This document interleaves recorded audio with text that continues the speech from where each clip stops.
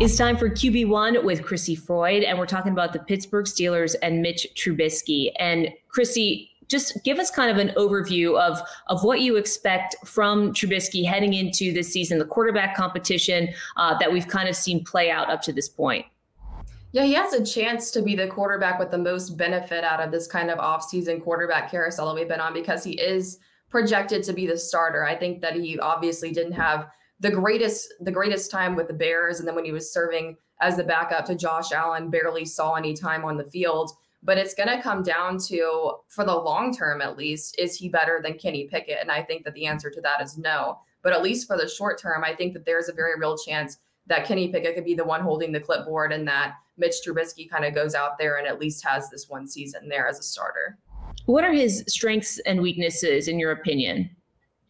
Yeah, so when you go back and you look at what he did in Chicago, he completed like 64% of his passes and threw 26 more touchdown passes, and did just decently within the touchdown interception ratio and had a respectable passer rating. So when you look at the numbers, they're really not that bad, which I think that Mitch Trubisky gets a lot of slander, and that it is partially warranted. I mean, there's plenty of tape that you go back through and you see a lot of misreads and some bad ball placement. So I think that he's someone who is not really, possibly not even a mid-tier quarterback at the end of the day.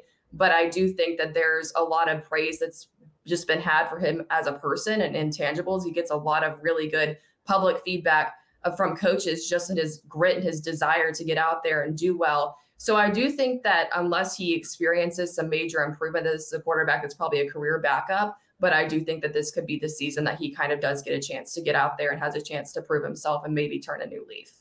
Yeah, and with that in mind, Crissy, where should we anticipate that he ends up on the depth chart throughout the course of the season, at the end of the season? I mean, will he do enough ultimately, in your opinion, to fend off Pickett and keep that job? Yeah, I think that he should be considered favored to take the job from the beginning, and I think that he can hold on to it for the entirety of the season, unless he just starts just going to that egregiously bad decision making, is having too many off-target throws. And I mean, there might come a time when the Steelers say, hey, like, we might as well go ahead and put this rookie out there and see if he can do any better. But I do think that there is kind of the sense that this is Mitch Trubisky's season in Pittsburgh. And where do you place him when you kind of do a 30,000-foot view of some of the great Steelers quarterbacks that we've seen over the franchise's history?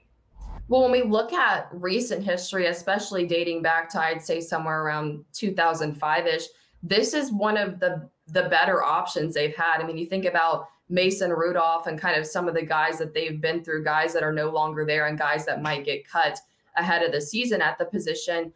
I think that he's one of the better options. Like I said, I don't think that he's a great quarterback, but I do think that when you just look at him as a whole and what he brings to the table and some of the flashes that he has had in comparison to some of his low points, that the broad view of the Steelers quarterback position, that he is probably one of the better ones that they've had over recent history.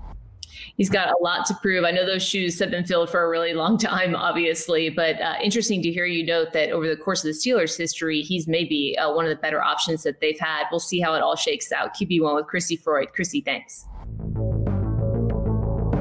Make sure to like, comment, and subscribe for more QB1.